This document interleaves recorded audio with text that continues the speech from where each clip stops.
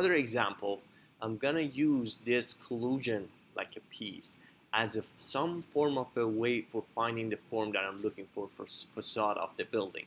Let's assume that there is a wind blowing, this part is just moving out and it's hitting these two bottom. And then it's create this interesting geometry for whatever reason, whatever concept that I have in mind.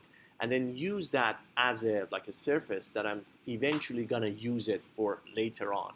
So we already know how to create most of the things. So that's why I don't want to use the same like a framework. So what I did is just delete everything that we have from this bouncy solver. And then we're gonna tweak some of the things that we have here. So the first thing that I want to tweak is the size of the surface. First, make sure that the bouncy solver is is not on. And then go back to the rectangle size, and then this time we are going to use 100 for the value of that rectangle. And for the plane, the last plane that we have was like on the X and Y plane. This time we are going to use a Y and Z plane. And since it's going to be, there is no need for like moving it up because we're not looking for the ground, just going to delete this part that was related to the move and this part, and connecting that into my base mesh plane.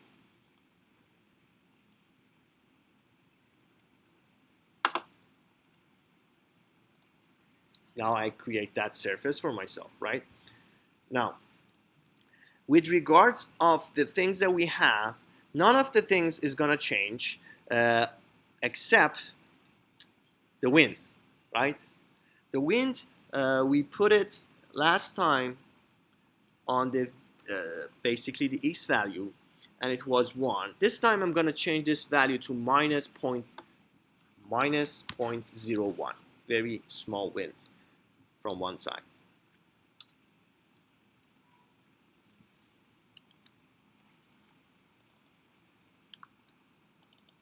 Minus 0.01.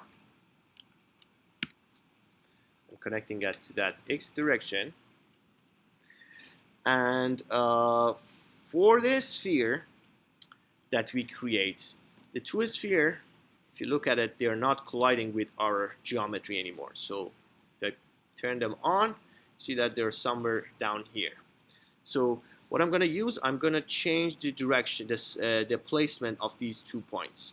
So one of the points will be at minus 20, 30, 27, and the other one will be on minus 20, 50, 50. So it's on the other side of this. So one is going to be minus 20, 30, 27.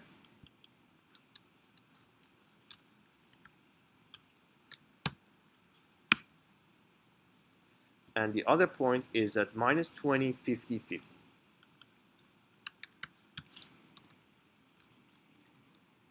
Okay, I'm gonna delete these 2 points because I don't need them, and then connecting these two as an input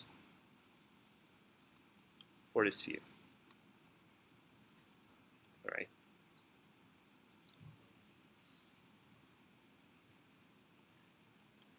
The anchor of this is going to be, let's go to the anchor.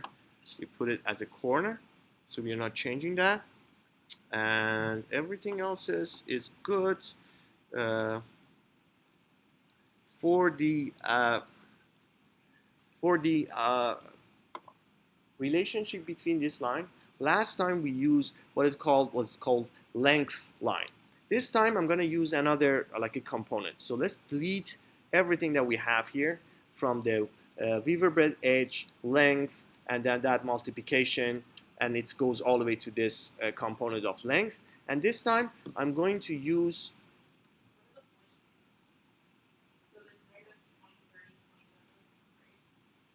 yes, minus 20, 30, 27, and the other one is minus 20, 50, 50. Sure. So this part that was looking at the length line and relationship between these points, I'm going to delete them and defining the property of the surface differently.